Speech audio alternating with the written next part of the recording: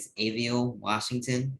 I'm 22 years old and I use he, him, and they, them pronouns. So I'm from North Carolina. I live here in North Carolina. Up until recently, semi-recently, I was one of Jehovah's Witnesses.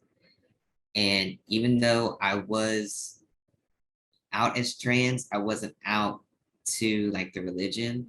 And so about a year ago, I came out to that religion. Obviously, it took courage because there's no place for trans people in that religion. I made that choice because I got tired of pretending, I guess. I was uncomfortable.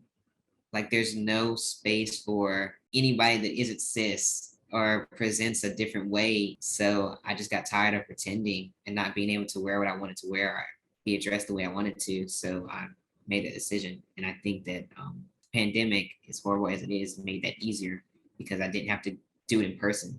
They just called me and I felt like it was time. So I made it that decision. I don't think I've ever felt truly safe completely because I'm from a small town.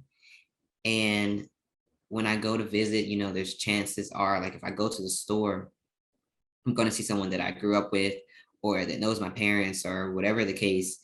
And I get nervous that they're going to call me by like my dead name or they're going to say, you know, something about the way I am now in front of people. And it's unsafe because you just don't know how other people are going to react or how that person is going to react because you haven't talked to them in so many years or whatever. A time when an anti-trans bill has directly changed or affected my daily life. The only one that comes to mind is probably like the bathroom bill that passed maybe 1 or 2 years ago.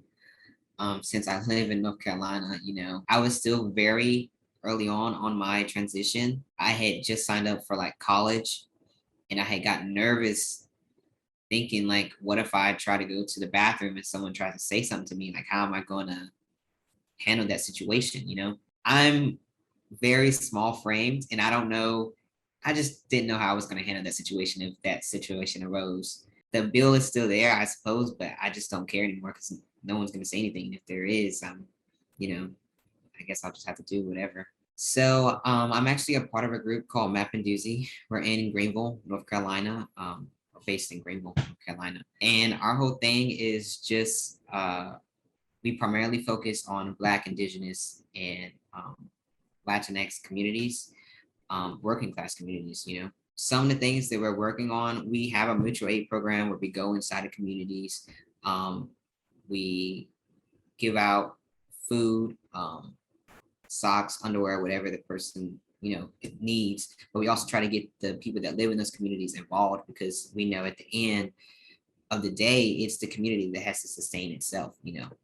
And without that community, you know, people struggle as we, you know, see today. We also have a project we're working on. We're trying to get a substation, a police substation that's in a community, trying to get that turned to a resource center. That substation has been there for maybe about 10 years or longer, and it's not really do anything for the people that actually live there.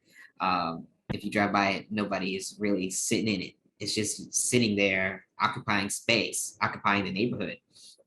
But people in that community, they need, I mean, they need computers.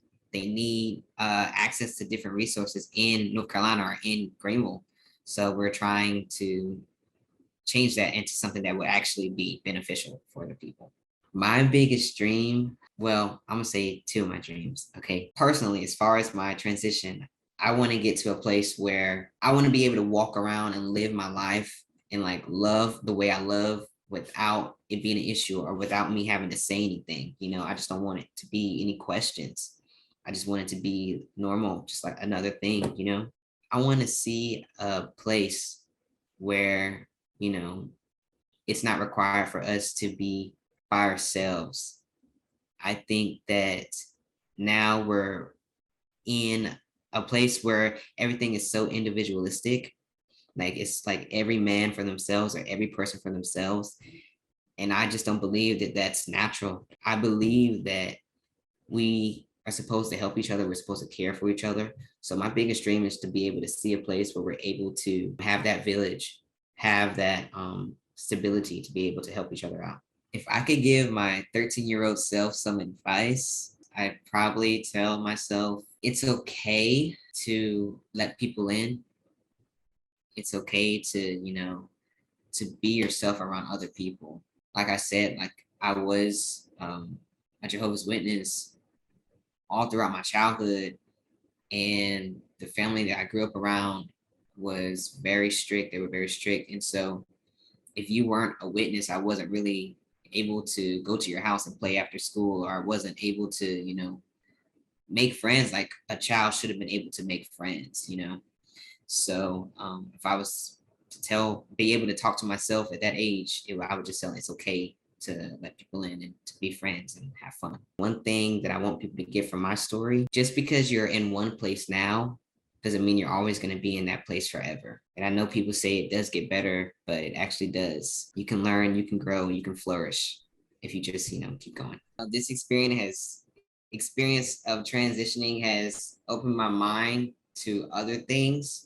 I've become more of myself. I've become more comfortable with myself.